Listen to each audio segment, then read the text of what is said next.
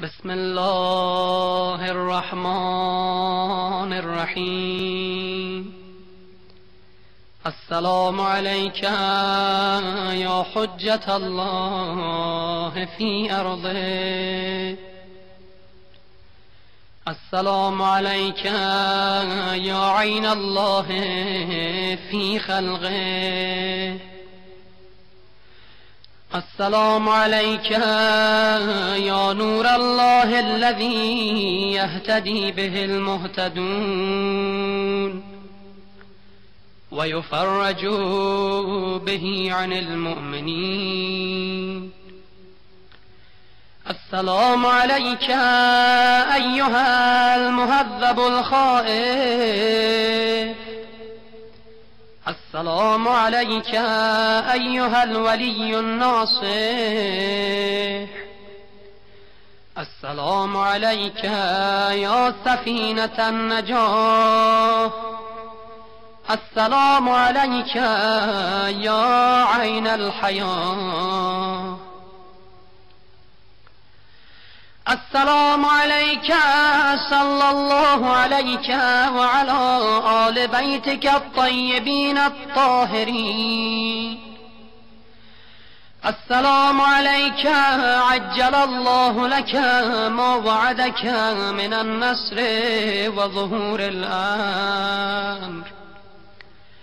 السلام عليك يا مولاي. أنا مولاك عارف بأولاك وأخراك.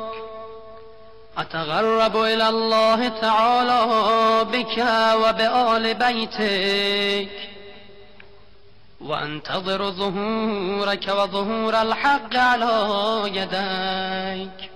وأسأل الله أن يصلي على محمد وآل محمد وأن يجعلني من المنتظرين لك والتابعين والناصرين لك على أعدائك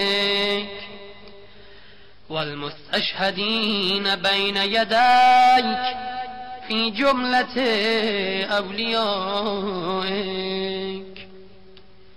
يا مولاي يا صاحب الزمان صلوات الله عليك وعلى آل بيتك.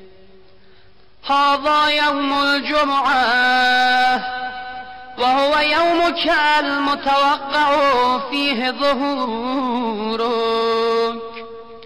والفرج فيه للمؤمنين على يديك وقتل الكافرين بسيفك.